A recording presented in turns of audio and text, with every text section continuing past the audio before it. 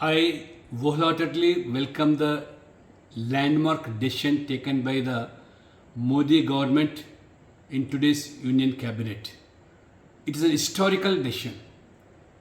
This Union Cabinet has approved to take up caste census in the coming this enumeration and more particularly national census.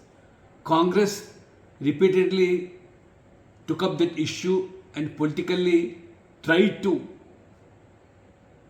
attract the OBCs by giving a slogan for caste census, but never, when it was in power for decades, did not take up caste census.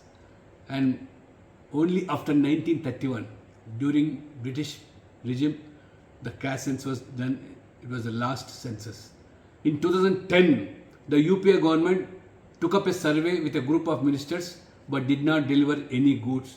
Neither they did it scientifically or they have published the data collected by them.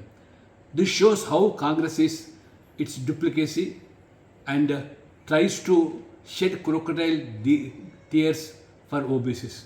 But right from Nehruji to and Rajiv Gandhi, they have repeatedly tooth and nail opposed reservations in the name of caste. And Rajiv Gandhi opposed Mandal Commission reservations, and even Nehruji as a Prime Minister, he also opposed Kaka Kalekar Commission, which has recommended for reservations for OBCs.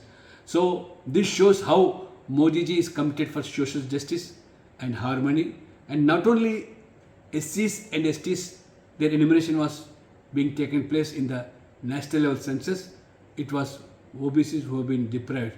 And now, after taking up this enumeration and caste census, not only OBCs and SCs and STs, even now EBCs, economically backward class, also been given 10% reservation in the name of economically poor communities by Modi ji government. This shows the slogan of Modi ji, Sabka Saath, Sabka Vikas, Sabka Prayas and Sabka Vishwas. And this is how Modi ji is committed to the social justice.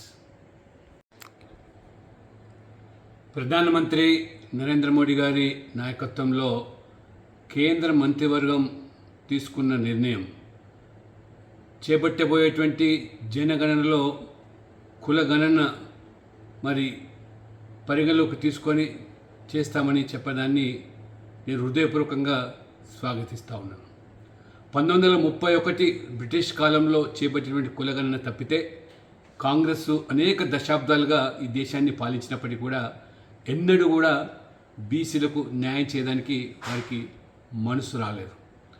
అడపాదడప రాజకీయపరమైన ప్రకటనలు చేయడము, 2010లో ఆనాడు UPA ప్రభుత్వం survey నిర్వహించింది తప్పితే శాస్త్రీయ పద్ధతుల్లో అధ్యయనం చేసి ఆ యొక్క కులగణన చేయకపోవడము, పైపెచ్చు ఆ చేసిన సర్వేను కూడా బహిర్గతం చేయకపోవడం, కేవలం మరి అది కంటి తుడుపు చర్యగానే చేశారు.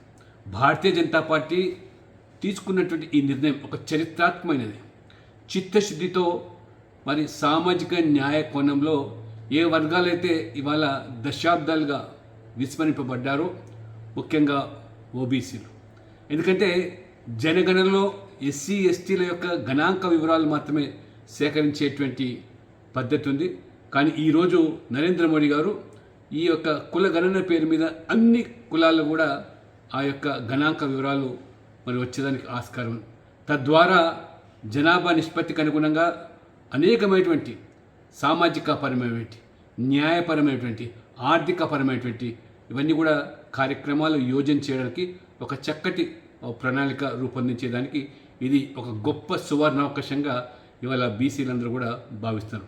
అంతేకాదు మోదీ గారు సబ్కా సాత్ సబ్కా వికాస్ అని చెబుతున్నప్పుడు వారు అన్ని వర్గాలను ఎస్సీ ఎస్టీ ఓబీసీలతో పాటు మరి ఇటీవల ఆర్థికంగా వెనుకబడ్డ వర్గాలకు ఈడబ్ల్యూఎస్ పేరు మీద 10% రిజర్వేషన్ ఇవ్వడం కూడా ఇది నిజంగా స్వాగతించేటువంటి నిర్ణయం.